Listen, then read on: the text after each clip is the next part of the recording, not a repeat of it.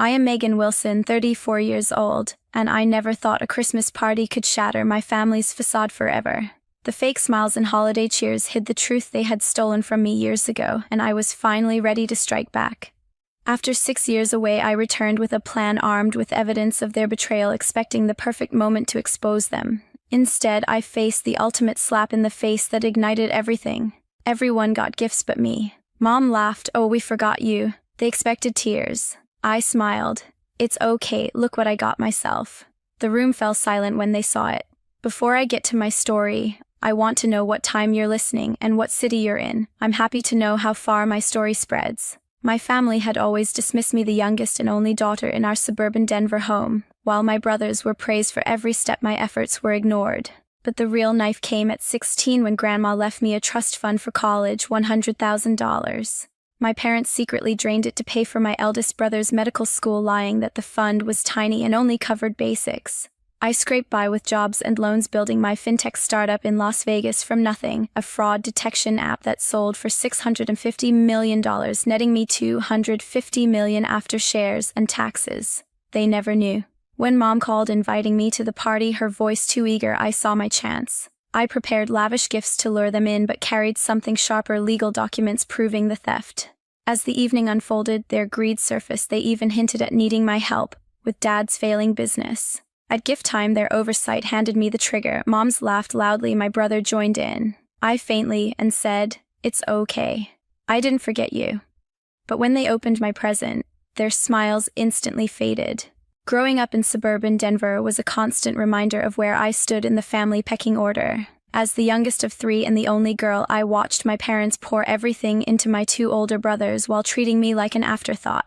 Our house in the quiet neighborhoods near the foothills was filled with their trophies and praise, but my space felt empty. My parents, Donna and Gary, set sky-high standards for all of us, but for me those standards were walls I could never climb. My eldest brother, Brandon, was their pride and joy. He followed Dad's advice to pursue medicine and got into a top program right out of high school. They celebrated his every milestone with family outings to the Rockies or dinners at fancy spots downtown. Just in the middle, one showed early knack for business, starting a small venture in college that my parents funded without hesitation. They framed his first profit report and hung it in the living room like a masterpiece. Me, I was always the one chasing shadows. From elementary school on, I excelled in math and coding clubs, but it never registered. At 12, I won a regional math competition, rushing home with my certificate. Donna glanced at it while prepping dinner for Justin's business pitch practice. "That's cute, Megan," she said, not even pausing. Gary nodded from the couch, absorbed in Brandon's latest med school application updates. "Keep trying, kid." No party, no frame, just a pat on the back that felt like dismissal. It got worse in high school.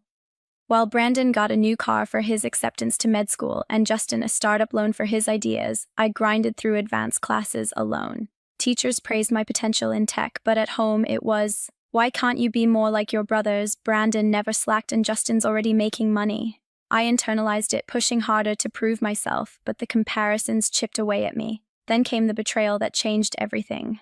At 16, Grandma passed away. She was the one person who saw me clearly, always encouraging my dreams. In her will, she left me a trust fund specifically for college, $100,000, enough for a top school without debt.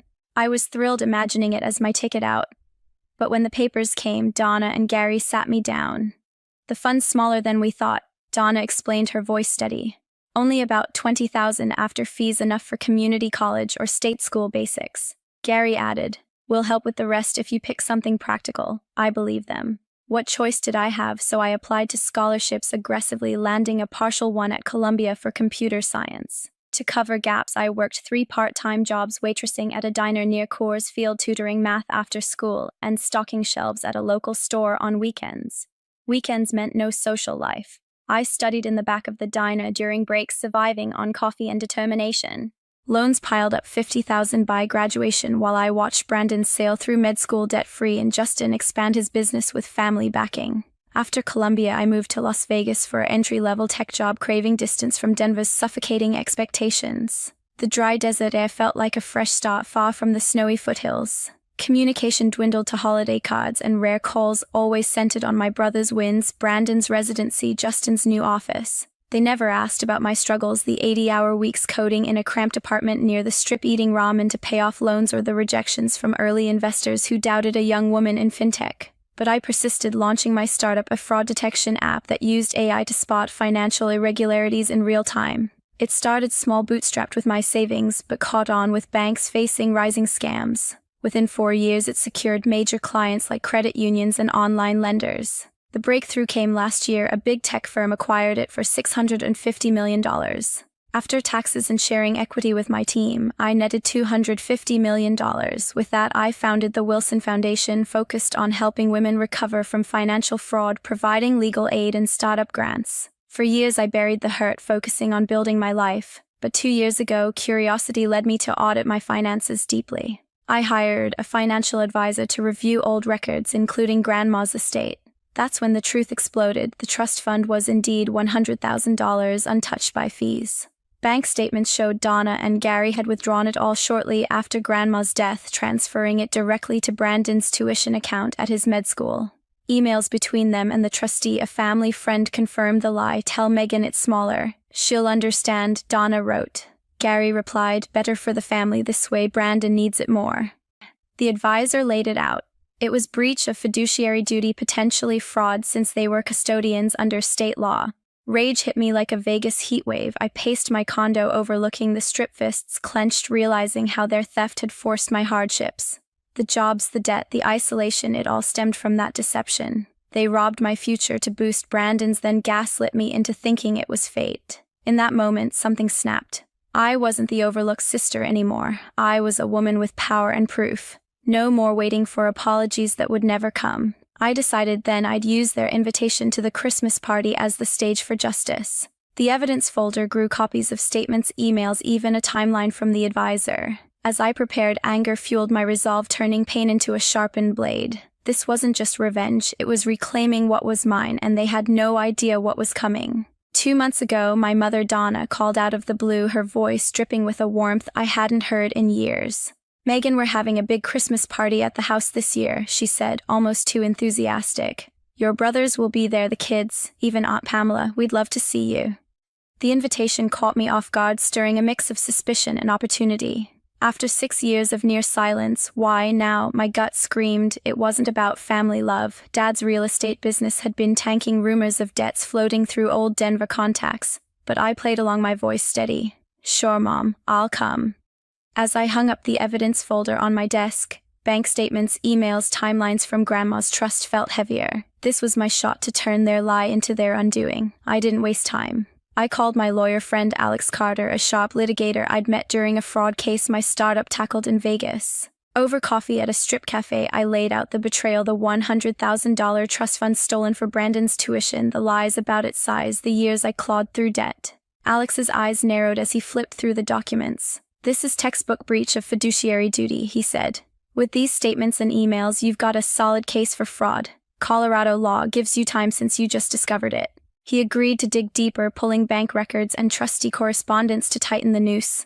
By the next week, he had a full dossier, signed withdrawals by Donna and Gary, an email from Gary to the trustee saying, "Make sure Megan thinks it's gone." Every page fueled my fire. The plan took shape. I'd go to the party, play the dutiful daughter, and let their guard drop. Then during gift time, I'd spring the trap, reveal my success to soften them up, then hit with the lawsuit papers exposing their theft in front of everyone, Aunt Pamela included.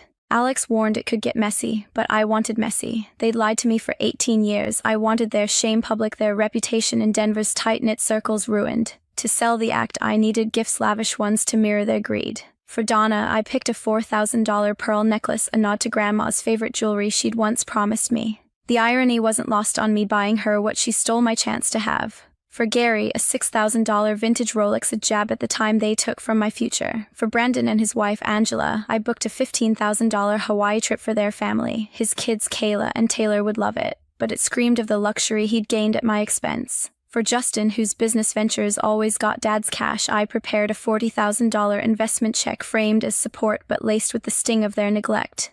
Each gift was wrapped with care, a glittering mask for the bomb I'd drop. I spent weeks planning with Alex, rehearsing every step. He drafted the lawsuit papers, ready to file the moment I gave the word. We mapped out the reveal. I'd show a video of my Vegas office, my fintech deal, my ocean view home to set the stage. Then, when they least expected it, I'd pull out the dossier naming names and dates. Alex even suggested recording the moment discreetly for court leverage, but I wanted their faces to burn in real time, no camera needed.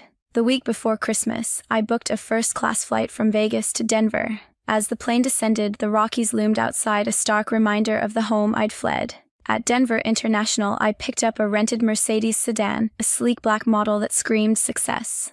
Loading the wrapped gifts into the trunk, I felt a surge of control. This wasn't the broke teenager they dismissed. This was Megan Wilson, armed and ready. The drive from the airport took an hour along I-70, the familiar peaks of the Rockies flashing by. I passed the exit for Red Rocks Amphitheater, where I'd gone to concerts as a kid dreaming of a bigger life. The turnoff to our old suburb came up, lined with holiday lights and manicured lawns. My parents' house, a sprawling two-story with a stone facade, hadn't changed, still the picture of upper-middle-class perfection hiding the rot inside. As I pulled into the driveway behind Brandon's Audi and Justin's pickup, my pulse quickened. The gifts sat heavy in the trunk, but the dossier in my bag felt heavier. I adjusted my coat, checked the folder one last time, and stepped out. The cold Denver air hit my face, but inside, I was burning. I'd spent years building my empire, not for their approval, but for this moment to make them face what they'd done. As I walked up the path, the doorbell within reach, I gripped the folder tighter. The trap was set, and they had no idea the reckoning waiting on the other side of that door. I rang the doorbell, the familiar chime echoing through my parents' Denver home. The door swung open, and my mother, Donna, stood there in a red holiday dress, her smile polished but thin. "Megan," she said, her tone more formal than warm. "You made it." No hug, just a quick nod as she stepped aside. I clutched the stack of wrapped gifts, the dossier tucked in my bag, and forced a smile. "Wouldn't miss it, Mom." My father, Gary, appeared from the living room, his tie loose, looking older than I remembered. "Good to see you, kid," he said, offering a stiff handshake. His eyes flicked to the Mercedes outside. "Nice car. Expensive." "Rental," I replied, keeping it light. The foyer smelled of pine and roasted turkey, the house decked out with tasteful wreaths and twinkling lights, no tacky inflatables for the Wilsons. Laughter spilled from the living room, and my eldest brother Brandon emerged with his wife Angela. She gave a polite wave, her designer sweater screaming suburban wealth. Their daughters, Kayla and Taylor, peeked out curious. "Aunt Megan," Kayla chirped, clearly coached. Brandon gave a half smile. "Vegas treating you well, sis." His tone carried a hint of sizing me up. "Pretty well," I said, dodging details.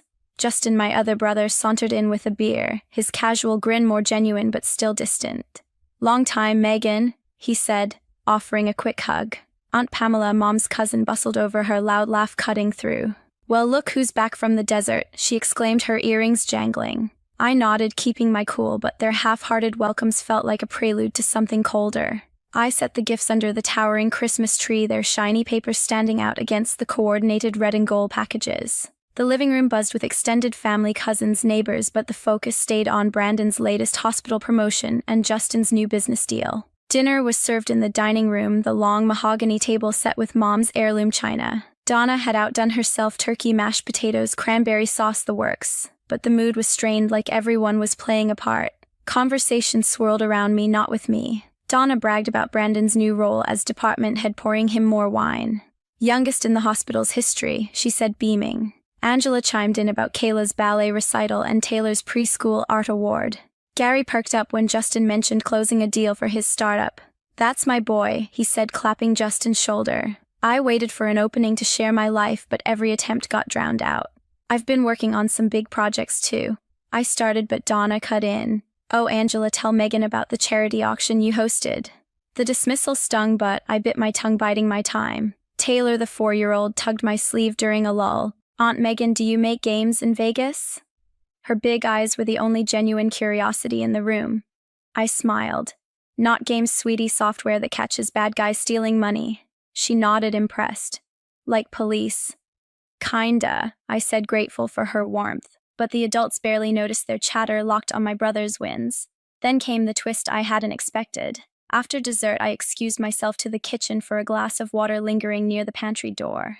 Through the crack, I overheard Donna and Gary whispering. "She's got money now, right?" Donna said, her voice low. "That car, her clothes, she could help with the business." Gary grunted. "Yeah, the bank's breathing down my neck. We just need a loan, maybe 50 grand to tide us over." My stomach twisted. They hadn't invited me for family. They wanted a bailout for Dad's failing real estate deals tied to shady loans I'd heard about through old Denver contacts. I slipped back to the table, heart pounding but face calm. This was better than I'd planned. Their greed was the perfect setup for my trap. I leaned toward Gary during a pause. Dad, I heard the market's been tough. Need any help with the business?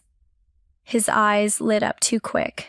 Well, we're managing, but maybe we could talk later. I nodded, feigning concern, but inside I was locking the bait. Let them think I'd opened my wallet, they'd be blindsided when I opened the dossier instead. As dinner wrapped, Donna clapped her hands. Time for gifts, she announced, her voice bright but calculated. The kids squealed, racing to the tree while the adults settled in the living room. I watched Aunt Pamela sip her wine, oblivious to the storm brewing.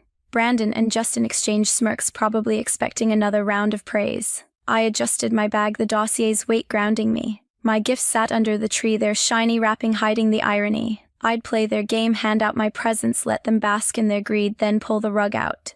The kids tore into their packages, first Kayla squealing over a new tablet, Taylor hugging a stuffed unicorn. The adults started exchanging their gifts, laughter filling the room.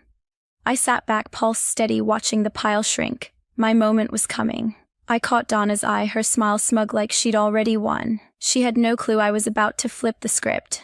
As the last gifts were handed out, I gripped my bag tighter, ready to spring the trap I'd spent weeks crafting. Donna stood by the Christmas tree, her smile commanding as she took charge of the gift exchange. Kids first, she declared, handing Kayla and Taylor their packages. The girls tore into them, squealing over a coding kit for Kayla and an interactive globe for Taylor. Thanks, Aunt Megan, Taylor chirped, hugging me. I smiled, but my focus was on the adults, their eyes gleaming with anticipation for their own haul. The room buzzed with chatter, cousins, neighbors, Aunt Pamela sipping her wine, oblivious to the storm I was about to unleash. One by one, Donna passed out gifts. Gary got a cashmere scarf from Brandon, Angela a designer purse from Justin. The pile dwindled, wrapping paper piling up, but nothing came my way. My brothers exchanged their gifts, golf gear for Brandon, a fancy pen for Justin. Aunt Pamela handed out gift cards, earning polite thanks. I sat quietly, bag at my side, the dossier's weight steadying me. The oversight was no surprise. I'd expected it. But when the last package was handed out and the tree stood bare, a heavy silence fell. Kayla broke it, her voice small. Where's Aunt Megan's present? All eyes turned to me, some curious, some uncomfortable. Donna let out a sharp laugh. Oh, we forgot you, she said, waving a hand like it was a trivial slip. Justin chuckled, adding, Yeah, Megan, guess you're too hard to shop for. Their laughter cut deep, but I kept my face neutral, heart racing. This was the moment I'd planned for. They expected tears, maybe a scene. Instead, I smiled faintly. It's okay. I didn't forget you, look what I got myself.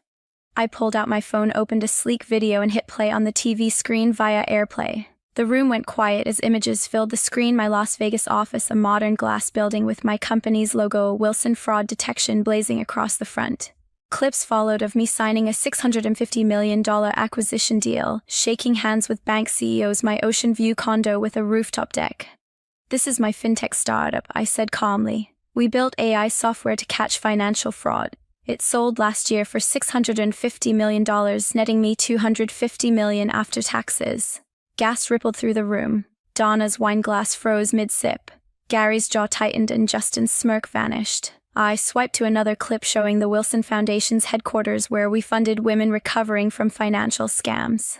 This is my foundation, I continued, voice steady. We've helped 50 women with legal aid and startup grants, recognized by Inker magazine as a top new charity. Brandon's eyes widened, Angela shifted uncomfortably, and Aunt Pamela muttered, Well, I'll be damned. Their stunned faces were satisfying, but I wasn't done. The real gift was coming. I reached into my bag, pulling out a thick folder. But I have a Christmas gift for you too, Dad, I said, locking eyes with Gary. I slid the dossier across the coffee table, papers spilling out, bank statements, emails, withdrawal records from Grandma's trust. It's a lawsuit for the $100,000 you and Mom stole from my trust fund 18 years ago. The room froze. Donna's smile collapsed, her face paling. You took it for Brandon's tuition. I continued, voice cold. Lied to me about its size, forced me into debt while he got a free ride. I pointed to the documents. These show your withdrawals, your emails to the trustee. Tell Megan it's smaller. You thought I'd never find out. Gary stammered. Megan, let's talk privately. Donna jumped in. You're blowing this out of proportion. But Aunt Pamela's gas cut through her eyes, darting to the papers. Brandon, red-faced, muttered, I didn't know the details, Megan, I swear. Justin stayed silent, avoiding my gaze. No private talks, I said, standing. You stole my future, made me scrape by with loans and 3 jobs while you celebrated Brandon's success. You even planned to use me tonight for Dad's debts. I nodded at Donna. I heard you in the kitchen, 50 grand to tide you over. Their panic was electric. Gary's hands shook. Donna's voice cracked, begging, Megan, please, we're family. But I was done with their excuses. You laughed when you forgot me, I said, grabbing my bag. Now you can laugh at this. I left the dossier on the table, evidence glaring under the Christmas lights. As I walked out, their voices erupted, Donna yelling at Gary, Brandon pleading ignorance, Aunt Pamela demanding answers. I stepped into the cold Denver night, the Mercedes waiting. Their chaos faded behind me, but the fire in my chest burned bright. I'd sprung the trap and there was no going back. As I drove away from the Denver house that Christmas night, the chaos of my family's shouting faded behind the hum of the Mercedes engine. Their faces, Donna's panic, Gary's trembling hands, Brandon's weak denials burned in my mind, but I felt no regret. The dossier I'd left on the table was a ticking bomb, and I was done waiting for apologies that would never come. By the time I reached the airport, I'd already texted Alex, my lawyer, file the lawsuit tomorrow. In January, we submitted the case to Denver's civil court, breach of fiduciary duty and fraud, backed by the ironclad evidence, bank statements, emails, trustee records proving Donna and Gary siphoned my $100,000 trust fund for Brandon's tuition 18 years ago. The process moved fast. By March, the court ruled in my favor. I won back the full $100,000 plus $50,000 in interest and legal fees totaling $150,000. The judge didn't mince words, a deliberate deception against a minor beneficiary. The victory felt clean, final. The fallout was bigger than I'd imagined. A local Denver paper picked up the story. Headlines screamed, prominent family sued for trust fund theft. Gary's real estate business, already teetering, collapsed entirely when clients pulled out, spooked by the scandal. Donna's social standing in their suburban circle evaporated. Her charity board memberships vanished overnight. Brandon faced an ethics review at his hospital, his complicity in knowing about the theft tainting his golden boy reputation. Aunt Pamela, shocked at the party, spread the word to extended family, amplifying their disgrace. Justin sent a text a week later mumbling some half-hearted apology. Didn't know it was that bad, sis. I didn't reply. I blocked their numbers, Donna, Gary, Brandon, Justin, all of them. No more calls, no more guilt trips. I was done. Back in Las Vegas, I threw myself into the Wilson Foundation. We expanded our program, funding 20 more women with legal aid to fight financial fraud, drawing from my own story. My condo overlooking the Strip became my sanctuary, its sleek lines and ocean view vibe a reminder of what I'd built without them. The money from the lawsuit went straight to the foundation, turning their theft into something meaningful. I didn't need their validation anymore. I had my own. Reflecting on it now, I see the lesson clear as day. Family betrayal cuts deepest, but you don't heal by forgiving and forgetting, you heal by facing it head-on with justice. I spent years thinking their dismissal defined me, that I had to prove my worth to them. But their lies, their greed showed me the truth. My value isn't tied to their approval. It's in the empire I built, the lives I'm changing, the strength I found to hold them accountable. They stole my trust fund, my future, but they couldn't steal my resolve. If you're out there wondering if family has crossed, you don't just sit with the hurt. Dig for evidence, bank records, emails, anything concrete. Talk to a lawyer, build your case, and don't let blood ties stop you from demanding what's right. Toxic family will drain you if you let them.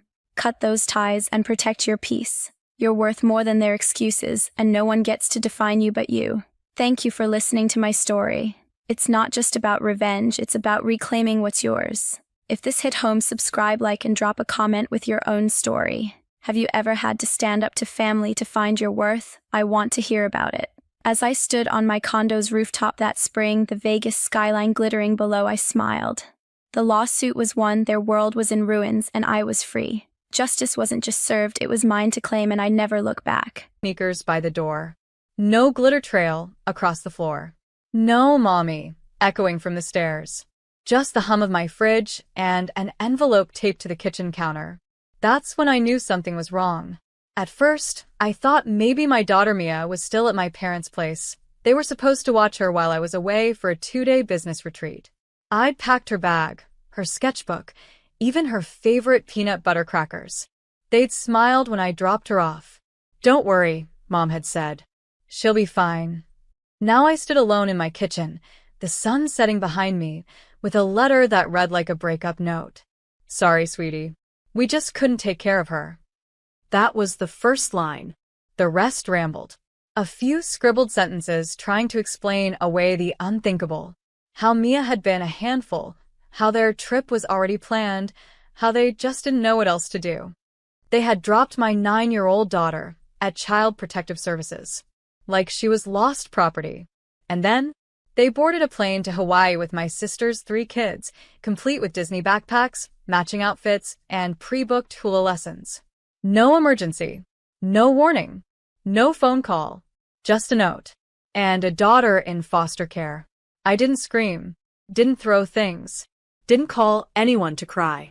I drove straight to the CPS office. When I walked in, the woman at the front desk recognized the name immediately.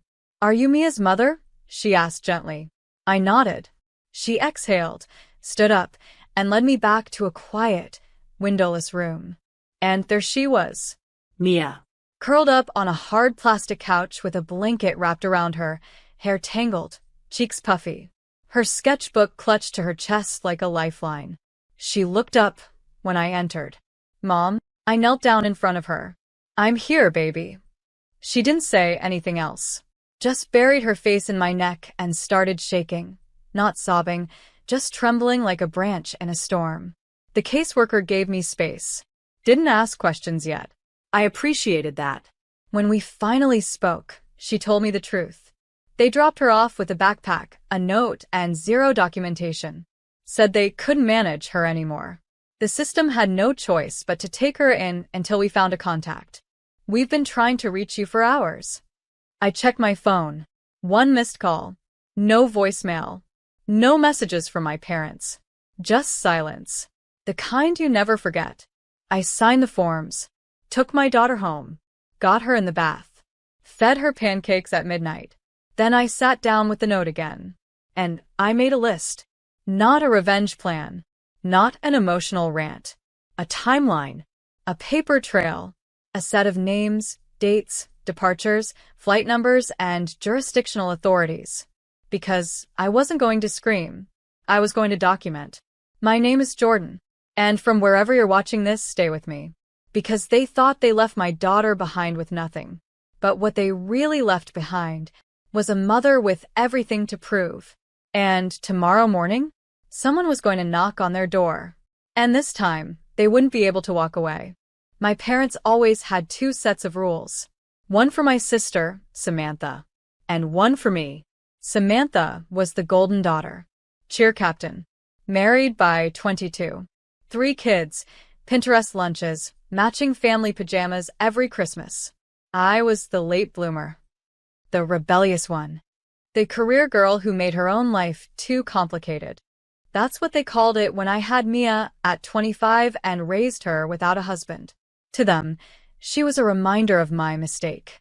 To me, she was my miracle.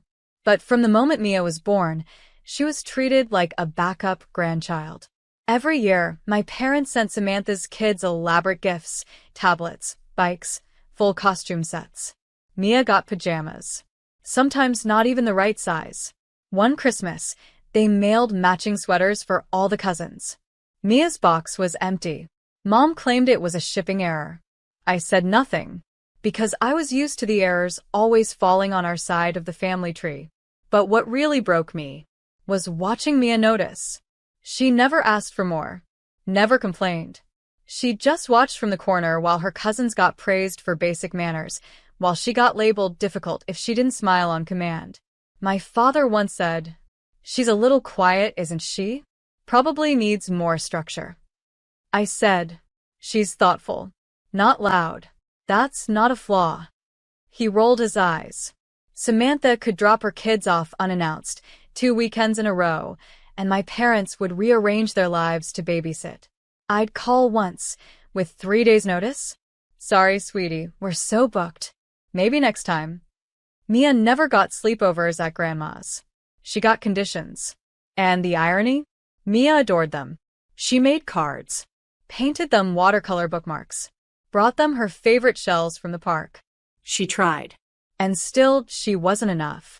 I told myself they'd warm up, that they were just old-fashioned, that maybe when Mia got older, they'd see her. But they didn't. Instead, they planned a once-in-a-lifetime family trip to Hawaii and asked if I could keep Samantha's kids for a few days before the flight. I said no. I had work. So, did Samantha? We agreed. Mom and Dad would take Mia and her cousins together for one night before the trip, then we'd figure it out. What I didn't know was, they'd never planned to take Mia at all. The cousins' bags were packed with bathing suits, goggles, travel tablets. Mia's backpack had crackers and one stuffed rabbit. And a note. Not even sealed in an envelope. Just scribbled on printer paper. Sorry, sweetie. We just couldn't take care of her. They didn't forget her. They excluded her. Deliberately. Left her in a government office while boarding a flight with 3 kids in matching Aloha Squad shirts. I kept rereading that line in the note. We just couldn't take care of her. But they never had to, because she took care of herself more than they ever took care of her. And now? She had a mother who wasn't interested in vengeance. Just accountability. Because you don't abandon a 9-year-old like a spare toothbrush and fly off into a sunset. Not when she has a mother like me. It was handwritten. On plain white paper. No envelope. No dignity. Just folded once and left on my counter like a crumpled receipt. The handwriting was unmistakable. My mother's perfect loops and passive-aggressive curls. Sorry, sweetie. We just couldn't take care of her. That was the first line. The rest? Some twisted mix of excuse, denial, and fake affection that read more like a cover letter than a cry for help. Mia is a lovely girl, but we simply weren't equipped for her level of sensitivity. She had a small meltdown over pancakes and wouldn't stop crying for you. With the upcoming trip and all the planning involved, we just couldn't give her what she needed. We thought it would be best for her to be somewhere safe and structured. And you know how anxious she can get. Safe and structured. They were talking about foster care. They used clinical language to dress up abandonment. They ended the note with, "Hope you understand. We'll be back in 10 days. No signature. Not even a love, Mom and Dad." Just an afterthought, like they were confirming a package drop-off. I sat there for a long time, reading it again and again. And the thing is, I almost did understand. Because this wasn't new. This wasn't the first time they made Mia feel like a backup plan. This was just the loudest version of what they'd been doing quietly for 9 years. But now I had proof. So I got to work.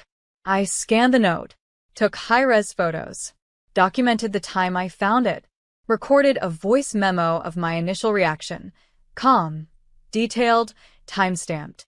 Then I called Sasha, my closest friend and a legal assistant for a family law attorney. They left her in state custody, Sasha, with a note. While they went to F******ing Maui.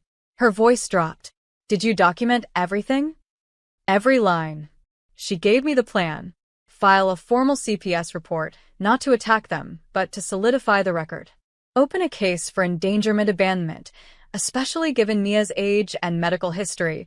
She had mild asthma, which they conveniently forgot to list. Notify the court of upcoming travel so that jurisdiction fell under my local system, not theirs. And then, the final move. File a freeze on any shared financial accounts they used to pay for that trip. You have precedent. They're in Hawaii, Sasha. What's that going to do? She paused.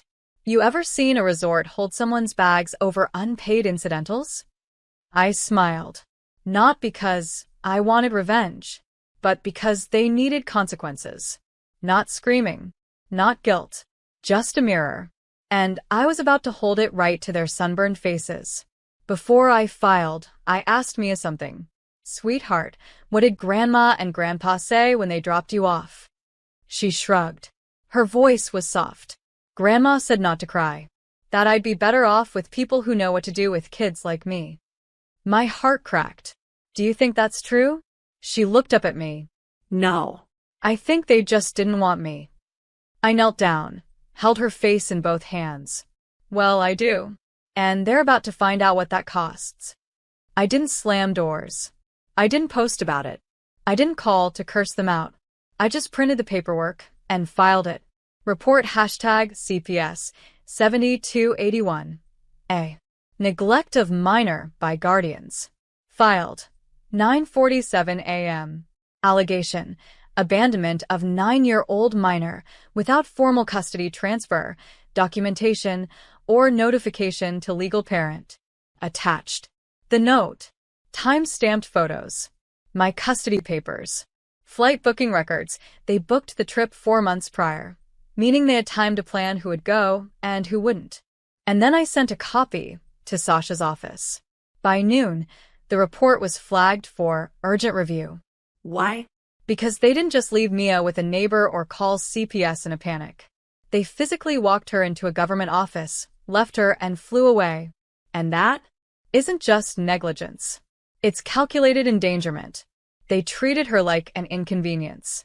A last-minute cancellation. A non-refundable burden they decided to toss so they could sip my ties with Samantha's picture-perfect kids. Sasha got back to me with news. We're escalating it. The state can open a temporary case against them. If it moves fast enough, they'll be served in Hawaii. I blinked. They'll get hit there? Hard. Travel violations tied to child neglect don't sit well with law enforcement, especially when the abandoned child is already in the system. The next morning, I filed one more request. A hold on any joint accounts my parents shared with Samantha. Not to steal. To freeze. Because she was complicit. She had to be. There's no way she didn't know Mia wasn't going. No way she didn't question why only her kids got the all-expenses-paid treatment. And yet, she said nothing. So I said everything. A notice was delivered to Samantha's bank, alerting them to pending legal action involving her children's travel, since the funds used came from an account under joint family responsibility. She texted me that night. Samantha, what the hell is this? Are you trying to ruin Mom and Dad's trip? I replied with a single photo. The note. 5 minutes later, she called. I didn't pick up. Because this wasn't about phone calls. It was about paper trails. And the trail now pointed to a hotel suite in Maui, where 2 people were sipping cocktails, completely unaware that a caseworker in a button shirt and 2 officers in plain clothes were already on their way. I didn't feel satisfaction. Not yet. I just felt readiness. Because when you're a mother and they hurt your child, you don't scream. You report. You document. You let the system they believed would protect them hold up a mirror. That night, I tucked Mia into bed. She held my hand and whispered, "Did I do something wrong?" I kissed her forehead. No. You did everything right. They're the ones who forgot how to love. Then I sat at my desk watching the clock. Because somewhere across the ocean, the sun was rising. And so was their reckoning. They thought paradise would protect them. Hawaii. 5-star suite. Ocean view balcony. 3 grandkids eating rainbow shave ice, while Samantha posted boomerangs of beach yoga and pineapple brunch. No responsibilities. No phone calls. No guilt. Just vacation. Until 7:42 a.m. Room 604. Bang. Bang. Bang. 3 sharp knocks on polished wood. Not a polite knock. Not a housekeeping tap. A government knock. The kind that tells you, you're not in charge anymore. Inside the room, my mother was pouring coffee. My father was scrolling through weather apps, planning the next excursion. They hadn't even called to check on Mia. Didn't send a single text. The door opened. 2 plainclothes officers and 1 representative from Hawaii's Child Welfare Services stood in the hallway, badges out, formal, firm. Mr. and Mrs. Callahan? Yes, my father said, brows furrowing. You've been named in an active child neglect report involving the abandonment of your granddaughter, Mia Callahan. Silence. My mother blinked like someone had just spoken to her in another language. I think there's been a mistake. We have documentation. A signed note left in your home. Flight records. Witness statements. We're going to need you to come with us for questioning. She sputtered. We're on vacation. That's noted in the report.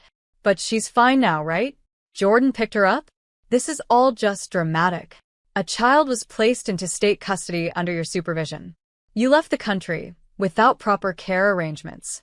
That's not dramatic, ma'am. That's criminally actionable. My father tried to speak. The officers were already inside, securing the space, asking where the other minors were, the ones you chose to bring. The hotel manager appeared 10 minutes later, red-faced, apologizing to guests in the hallway as voices rose. A crowd had gathered. Samantha, in gym clothes and wet hair, came running from the breakfast buffet when she heard. What's going on? She saw the officers. This is ridiculous. She's her granddaughter. Not your daughter, the caseworker corrected. You weren't listed on any custodial paperwork. And you're the one who traveled with your own children under false pretense. Samantha's jaw dropped. False. My parents paid for this trip, with funds that are currently under review due to joint custody disputes and pending financial negligence. That hit her like a slap. Now the manager looked concerned. Are these guests under some sort of criminal investigation? Pending, yes. Within 20 minutes, my parents were escorted from the suite. Not handcuffed, not arrested, just exposed. Samantha and the grandkids were told to remain in the hotel until clearance was given. The trip? Over. My mother tried to call me. I let it ring, then blocked the number. Because I wasn't looking for drama. I was looking for consequences. And now they had begun.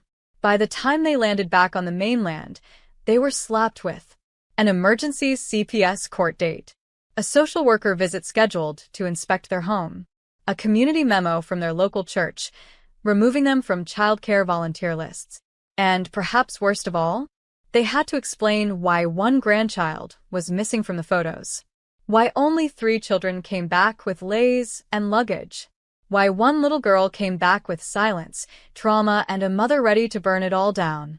By the time they landed back home, the walls were already closing in. No welcome committee. No excited grandkids jumping into their arms. Just silence and consequences. Their house had already been visited by a CPS field agent. Neighbors watched. Not from curiosity, from recognition. Because word had gotten out. Not from me. I never posted a thing. But small towns don't need posts. They just need one whisper. Did you hear what the Callahans did to their granddaughter? Left her with foster care. On purpose. While they were sipping coconuts on a beach. My parents' phone calls tripled. From the community center. From the church elder board. From Samantha. You need to fix this, she texted them. But they couldn't. Because I didn't just file reports. I filed a motion. Emergency petition for legal guardianship restructuring. Effective immediately. No unsupervised visits. No temporary custody over minors without parental review. And no legal say over Mia. Ever again. I filed a cease and desist order to prevent them from using Mia's name in any public statement. They couldn't play the misunderstood grandparent card, not with state evidence sitting in 3 manila folders on a judge's desk. Then came the financial blow. Sasha pushed forward on the motion to freeze their travel-related funds. Since they'd booked the family vacation with funds partially tied to shared accounts, meant originally for college savings, mine, years ago, we had grounds to investigate misuse. The court agreed. Their accounts were audited. Half the hotel bill, paid through a savings account they promised would be locked away for Mia someday. My father tried to deny it, until they pulled the bank records. That hit Samantha the hardest. She had plans, a new kitchen renovation, a private school fund, a leased SUV. Now, she had a lawyer. Not against me, against them. You dragged my kids into this, she screamed over voicemail. You knew, I texted back. And you said nothing. She never replied. At work, people stopped asking my parents about the grandkids. At church, they stopped getting invited to speak. Their picture-perfect legacy? Cracked. And I didn't gloat. I just rebuilt. I took time off work to stay home with Mia. We painted her room. Bought glow-in-the-dark stars. Made forts from old blankets. We started family movie nights, just us. Mia was quiet at first, Jumpy. distrustful. But one night, after brushing her teeth, she looked at me and said, "Grandma used to say I was too much. Am I?" I knelt down, looked her in the eye. "You're not too much. You were just too bright for people who forgot how to see light." She smiled, small but real. And for the first time since that day, I felt peace. Not victory. Not revenge. Just peace. Because I hadn't taken anything from them that wasn't already rotting. I just stopped pretending the rot wasn't there. And now? They'd never have control again. It started with a whisper. "Can I paint my walls?" Mia stood in the hallway, holding 3 swatches, lavender, seafoam green, and soft gold. Her fingers were still stained with marker from earlier. I smiled. "You can paint them all if you want." She grinned. That was the first time I'd seen her smile without checking the room to make sure it was safe. We picked seafoam. She wanted stars on the ceiling, so we made them. Glow-in-the-dark ones. We spelled her name in constellations above her bed. She started sleeping through the night again. Stopped checking the door lock twice. Stopped waking up afraid someone else would leave her. Because now she understood. No one was leaving. And if someone tried to, she had a mother who would burn the whole system down first. We started doing little rituals. Morning smoothies. Afternoon walks. Art hour every Sunday, even if we just colored the same page for 30 minutes. One night, she pulled out her sketchbook, the one she clutched at the CPS office. She turned it to a page I hadn't seen before. It was a drawing. A tiny girl with wild hair, sitting on a suitcase under a sign that said, "Lost and Found." But next to her, a taller figure held her hand. The figure wore a shirt with a heart on it and a big, uneven smile. Me. Underneath, Mia had written, "Found." I didn't cry. I just held her and whispered, "You're not a burden, baby. You're a miracle. A gift they didn't deserve. But I do. And I will never stop showing you that." Her voice was small. "Even if I mess up? Even then. Especially then. Because that's the thing about real love. It's not loud. It's not performative. And it doesn't abandon you at an office with a note taped to your backpack. Love shows up. Even when it's hard. Even when you're exhausted. That week, I got a call from a local nonprofit. They'd heard about what happened, not from me, but through quiet whispers. A staff member from CPS had referred me to a small resilience project for single parents. They asked if I'd speak on a panel. Not about the scandal. Not about the report. About what comes after. About rebuilding trust. Protecting kids. Being believed. I said yes. Not because I wanted the attention, but because I wanted every other mother who'd been made to feel too much to know. You're not weak for staying quiet. You're not dramatic for fighting without shouting. And you're not wrong for walking away from people who share your blood, but not your soul. That night, after the call, Mia asked, "Mommy, are we normal now?" I shook my head, grinning. No. "We're not normal. We're better. We're ours." She laughed. And in that moment, giggling in seafoam walls under plastic stars, I knew. They may have broken everything once, but they didn't win. We did.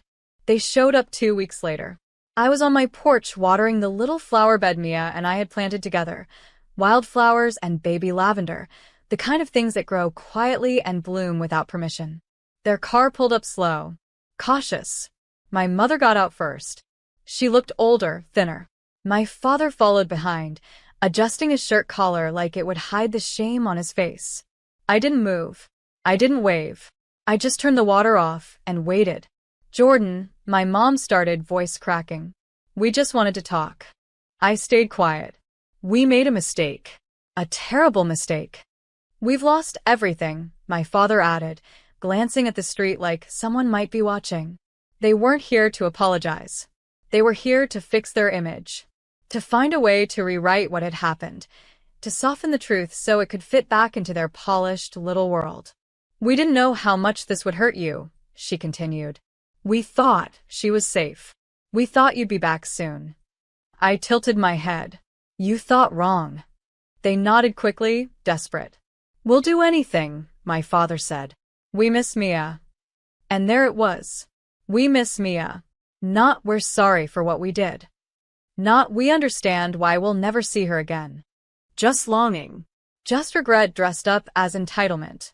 "She's doing well," I said simply. "She doesn't ask about you anymore."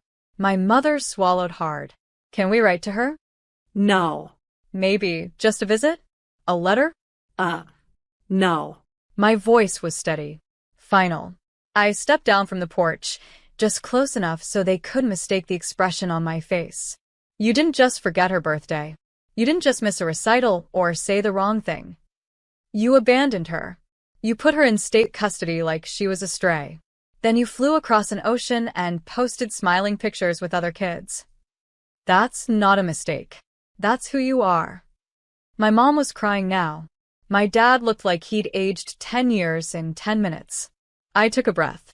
Then I said the line I had written in my head 100 times. "You treated her like luggage. Now you'll carry the weight of losing us for the rest of your lives." Silence. Not defensive. Not angry. Just broken. They turned to leave without a word. No fight. No screams. Because sometimes the loudest thing in the world is the sound of a door you'll never be allowed through again. I watched them go, then turned back toward the house. Inside, Mia was drawing on the floor, another one of her quiet masterpieces. Stars, flowers, little cartoon animals all hugging each other in crayon. She looked up. "Who was it?" I smiled. "Just someone from the past." She nodded. "I made you something." She held up a paper crown, crooked, covered in glitter. "It's for being the best mom ever." I knelt, letting her place it on my head. It felt better than any courtroom victory, better than any public reckoning. Because this was the real reward. They thought they could leave a child behind and come home to peace. But what they came home to was a mother who had already rewritten the rules. Voice gliding over the clink of champagne flutes. "To my beautiful daughter Rachel, our star, our pride, the one who actually finished something." Laughter bubbled around the table like venom in crystal. I just kept cutting my salmon. Quietly, politely. Like I had no idea that jab was mine. "She's everything a parent could hope for," my mother continued. "Unlike some who think startups are a personality." More chuckles. A few snorts. My aunt hid her smirk behind her wine glass.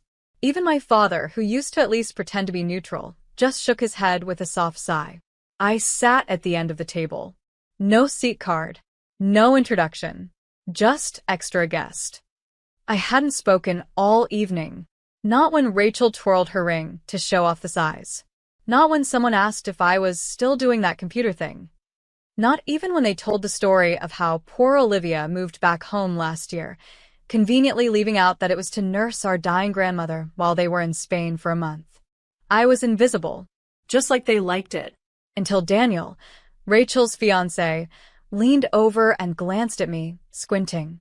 "Wait," he murmured, almost to himself. "You're Olivia Reed?" The room froze. Rachel's fork hovered midair.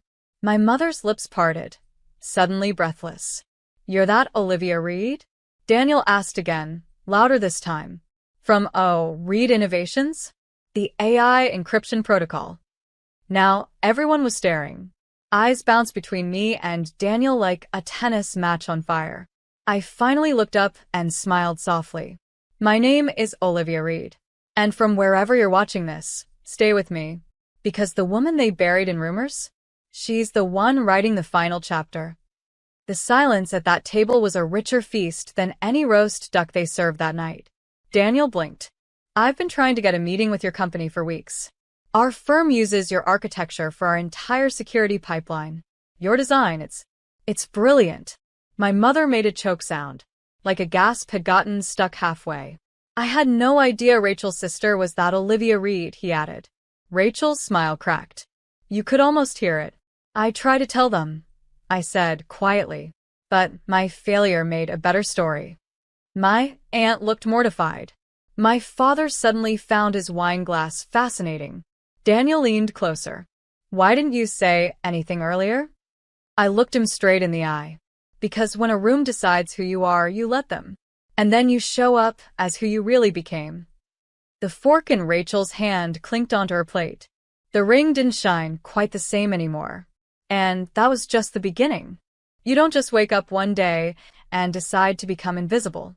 It happens over time, like watching someone erase you with an expensive pen. One line at a time. Growing up, Rachel was the glitter. The one they dressed in gold ribbons and monogrammed dresses. The child who sang off-key in school plays and still got standing ovations. I was the girl with books. The one who remembered homework and won science fairs. But in my house, trophies didn't shine unless they came with a tiara. Mom used to say, Rachel just gets people. Olivia, you get things. Cold, techie things. She said it with a smile, like it was a compliment. But it never felt like one. Rachel got a brand new car for her 18th birthday. I got a toolkit to fix my own laptop. When I earned a full ride to college, they barely looked up from planning Rachel's prom send-off. I still remember standing in the hallway, acceptance letter in hand, waiting for someone to say we're proud. No one did. I moved out at 19. No drama, no tears. I just knew the air would always be thinner around them. Easier for them to breathe without me there. College was the first time I ever felt seen. My professors called me brilliant. My classmates fought to be on my team for group projects. I built my first security protocol at 21. At 22, I was offered a job at a top cybersecurity firm. I took it. Quietly. No one at home asked where I was or what I did. That suited me fine. Meanwhile, Rachel changed boyfriends like outfits and still somehow got praised for having standards. She failed out of her marketing degree twice, then finally got a diploma from some online college with a courage to finish certificate. My mother threw her a party with balloons. I didn't get a call on my birthday. The last time I tried to share something real, I told them I was launching my own AI startup. I remember Rachel laughing so hard she cried. Wait, like, you gonna be a CEO? She said, gripping her mimosa. Do you even own a blazer? Mom chuckled. Dad just shook his head. Maybe stick to something safer, Liv. You don't want to embarrass yourself. Embarrass myself. As if their golden daughter hadn't been bailed out of 2 different jobs and a DUI. But failure was forgivable for Rachel. Because she was beautiful. She was charming. She made excuses sound like achievements. And me? I was the quiet one. The serious one. The disappointment they could laugh about at parties. I didn't argue anymore. I didn't cry. I just left early. Every time. Until Grandma got sick. I moved back into the house for 3 months. I bathed her. Fed her. Stayed up when she forgot where she was and screamed at shadows. No one else helped. They were too busy. The night she died, Rachel posted a beach photo with the caption, Heaven gained an angel. We lost our favorite soul. Hashtag R.I.P. Nana. She hadn't seen Nana in 6 weeks. And yet, there were 427 likes. People commenting about how strong Rachel was. No one even knew I was the one who held Nana's hand as she passed. No one asked, but I remembered. All of it. And I was done waiting for them to see me.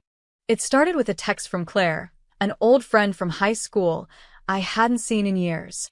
Hey, random, but your mom told my aunt you're living in a shelter now. Are you okay? I stared at the screen. A shelter? I was living in a loft apartment downtown. Sure, it wasn't flashy, but I was paying the rent myself, off freelance contracts that most people would kill for. My latest NDA project was with a global defense firm.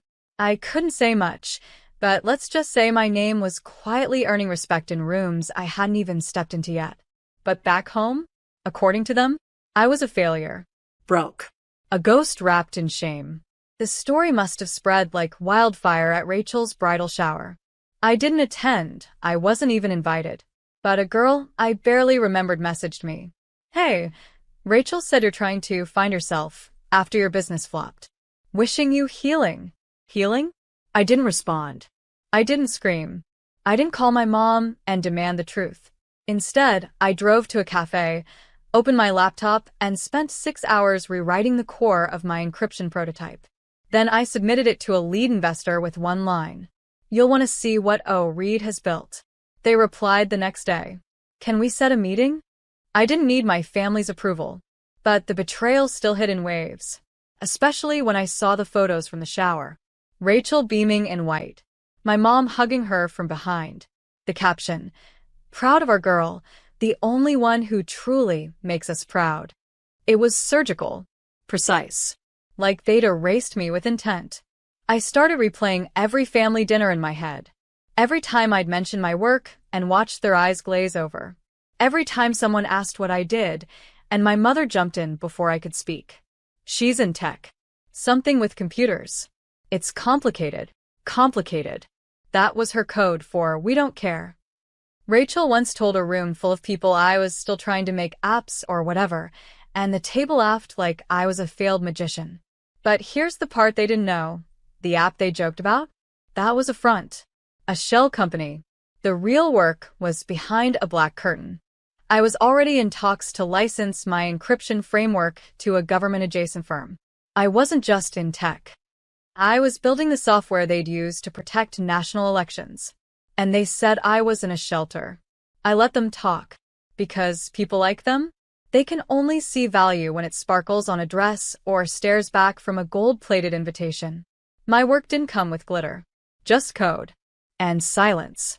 But silence, when used right, is power. I didn't tell them about the deal. I didn't post about the funding.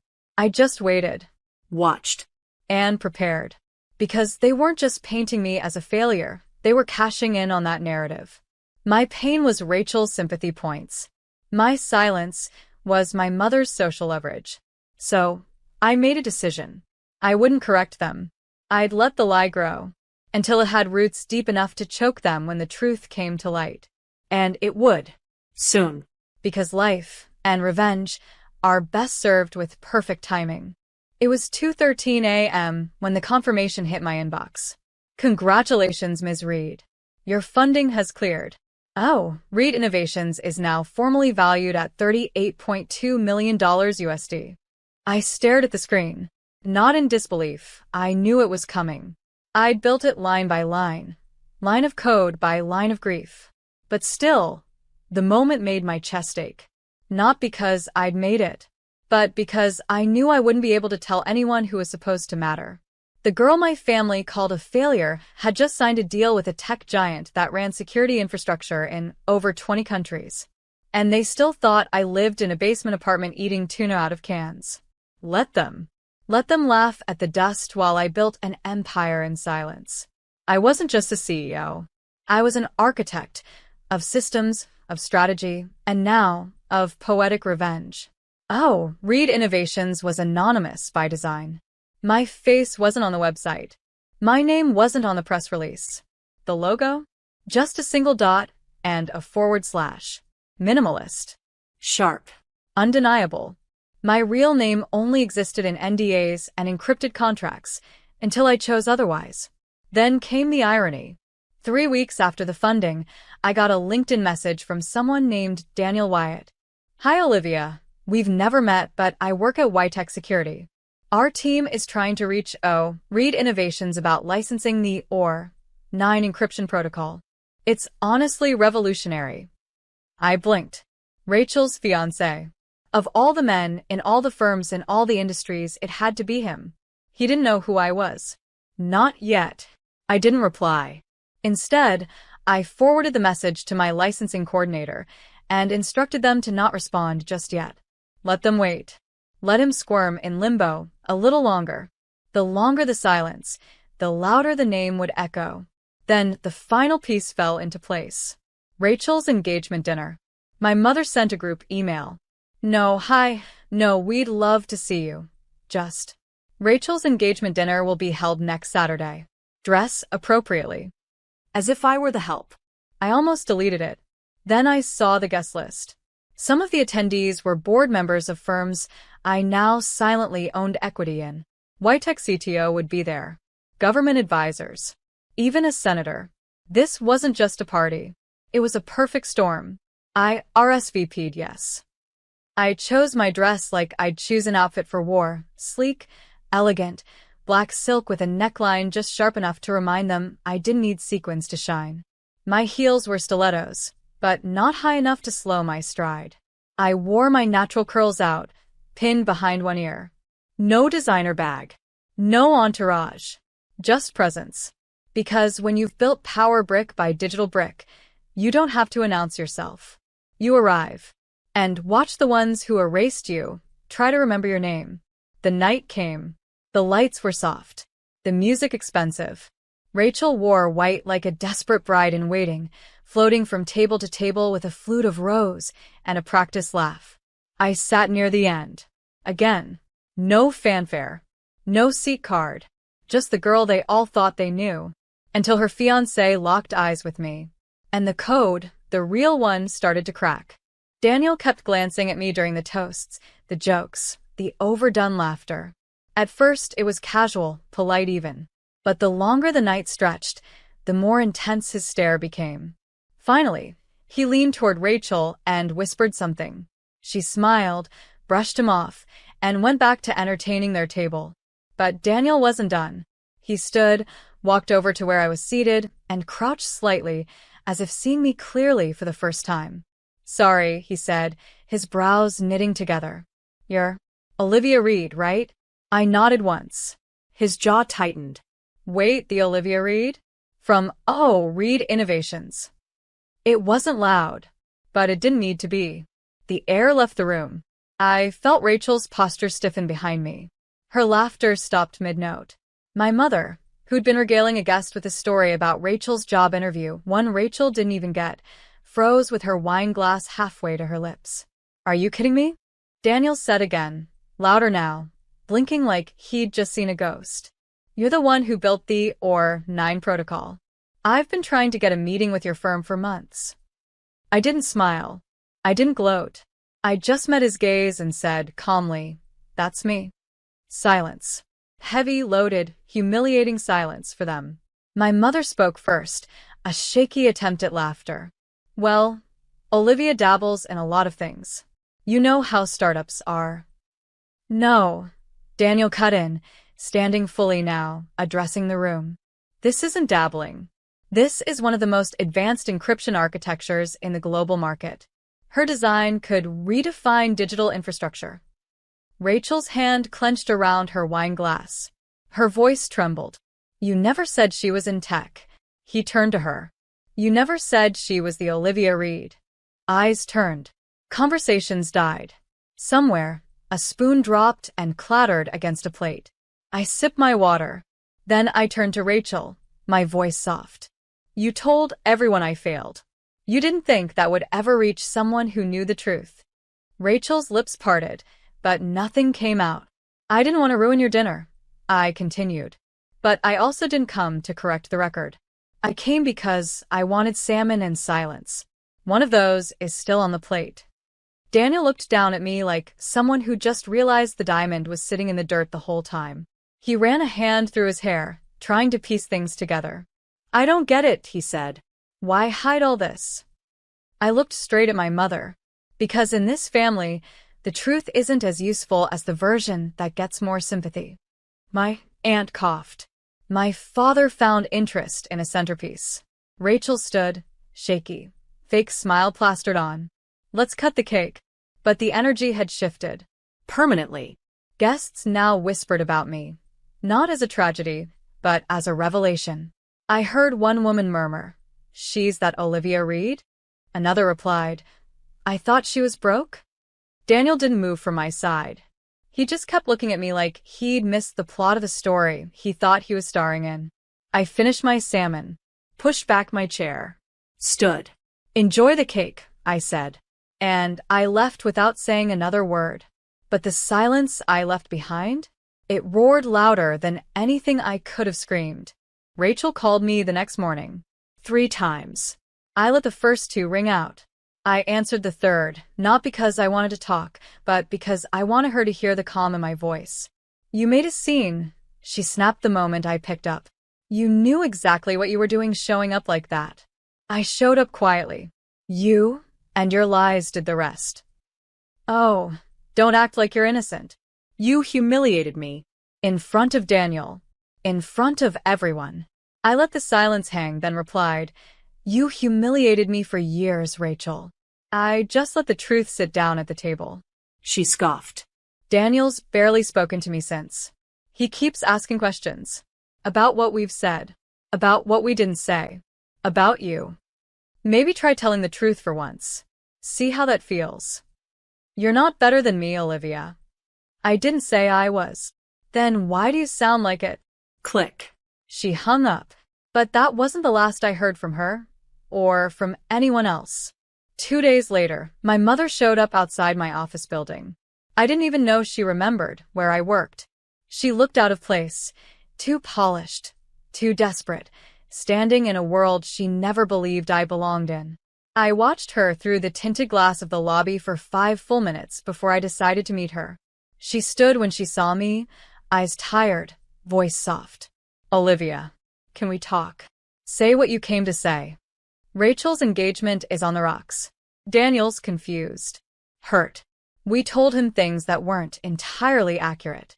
You told the world I was a failure. We were just trying to protect her image. You've always been so private. People filled in the blanks. No. You handed them the pen. She looked away, then back. Can you talk to him? Just explain? He respects you now. I almost laughed. You want me to fix Rachel's engagement? Her silence was answer enough. I took a step closer. You erased me for years. Turned me into a cautionary tale. Now you want me to play savior? We made mistakes. No. You made choices. Then let me make another, she said quickly. Let's fix this. As a family. I stepped back. That's not a family. That's damage control. I turned and walked away. I didn't look back. That night, Rachel's Instagram account went dark. By morning, the engagement photos were gone. No announcement, no explanation, just silence. People whispered. Friends gossiped. Her perfect image cracked in the most public way possible. And me? I went back to work. I signed 3 more licensing deals. I hired a marketing strategist and told her to make my name known, not for revenge, but for visibility. I was tired of being the girl they used in their fiction. I was ready to be the woman they couldn't deny. In one interview, a tech journalist asked, "You've stayed private for so long. What made you finally speak out?" I looked into the camera and said, "Sometimes the truth needs no defense. It just needs a platform." They tried to bury me in shame, but they forgot. I was the seed. A month after the engagement collapsed, I received an anonymous envelope at my office. Inside was a handwritten note. He left. Said he couldn't marry into a family built on lies. You win, Rachel. I folded the paper once, then again, and dropped it into the shredder without a second thought. It wasn't about winning. It was about building. And I was just getting started. Oh, Reed Innovations exploded into the global market after my name went public. The same firms that ignored my pitches 2 years ago now lined up to invest. Suddenly, the girl with no blazer was the keynote speaker at cybersecurity summits. But it wasn't just about me anymore. I remembered every time someone like me was dismissed. Too quiet, too odd, too cold. So I created a fund, the Legacy Code Initiative. We mentored young women in tech from underrepresented communities. Paid internships, travel stipends, laptops, mentorship, everything I never got, handed out like gold. I hired women who'd been told, "You don't look like a CTO." Women whose resumes were stronger than their voices because no one ever listened. One of them, a brilliant Nigerian developer named Ifeoma, built a fireproof identity layer on our existing architecture. It made the news. When asked who inspired her, she said, "Olivia Reed taught me to code past the noise, to let my silence do the talking until the world was ready to listen." I sat in my car and cried when I read that, not because I was sad, but because for the first time, I felt like the ashes were blooming into something real. Then came the docuseries request. A producer from Netflix called. They were developing a feature, Anonymous, the women behind the firewalls. I said yes, on one condition, that my story wasn't just about revenge. It had to be about rebirth. We filmed in my first apartment, the cafe where I pitched my company, even the old house, now sold, with a fresh coat of paint and no trace of my childhood inside. I stood outside it for the final scene. The wind caught my curls, and I said, "They left me out of the picture." So I built the frame. And now, I don't need them to see me. The world already does. The episode aired 2 months later. It went viral in under 24 hours. My inbox flooded with messages, some from strangers, others from ghosts, including my father. He wrote a 3-line email. "I watched the show. I was wrong. We all were. You deserved better. I hope you found peace."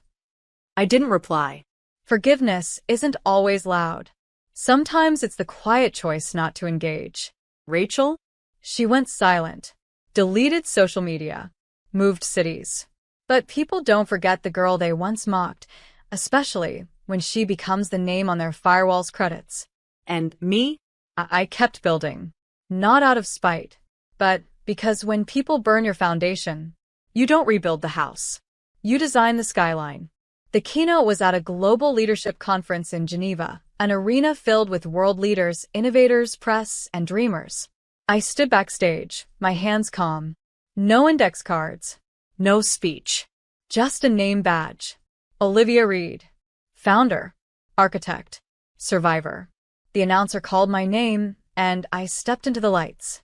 A woman once erased, now filled a stage she built herself. I spoke about technology. About ethics. About vision. But mostly I spoke about truth. I was told I failed, I said. But I didn't fail. I grew. In the dark. Where no one could interrupt. They didn't know it, but I was talking about them. My family. Every table where I sat unseen. Every whisper that shaped my silence. We don't always get the family we deserve. But we always have the choice to become the future someone else needs. Applause thundered. I smiled, but not for them, for the girl I used to be. The girl they laughed at. The one who held on to dignity when all they gave her was doubt. Later that night, I took a walk through the city. No bodyguards. No fans. Just me. And my name. I passed a newsstand with a magazine cover featuring me mid-speech. The headline read, "Olivia Reed, the woman who coded her way out of silence." I picked up a copy. I didn't need it, but something about holding it in my hands felt full circle. When I got back to my hotel, there was one last surprise. An envelope slipped under the door. No return address. No handwriting. Inside, just a photo, old and curling at the edges. It was me, at 15, standing awkwardly at one of Rachel's birthday parties, holding her cake while she posed. My mother's hand on Rachel's shoulder. No one looking at me. On the back, written in perfect cursive. "I see you now. I'm sorry, Mom." I sat down on the edge of the bed, the photo trembling in my hand. For a moment, I let the ache rise, not because I wanted her apology, but because I'd spent so long needing it. I placed the photo back in the envelope and slid it into the drawer. Then I picked up my laptop, opened a doc, typed the title of my next initiative, the Reed Legacy Fund, for girls who are ignored. Fully funded, open worldwide, accepting dreams no one else wanted to hear. Because that's the legacy I chose. Not a spotlight, not revenge, but quiet justice, paid forward in opportunity and dignity. I closed the laptop, stood, and whispered to no one, but maybe to that girl in the photo. We didn't just survive. We redefined the story. Outside the window, the lights of Geneva shimmered like code waiting to be written. And this time, it was my name on every line.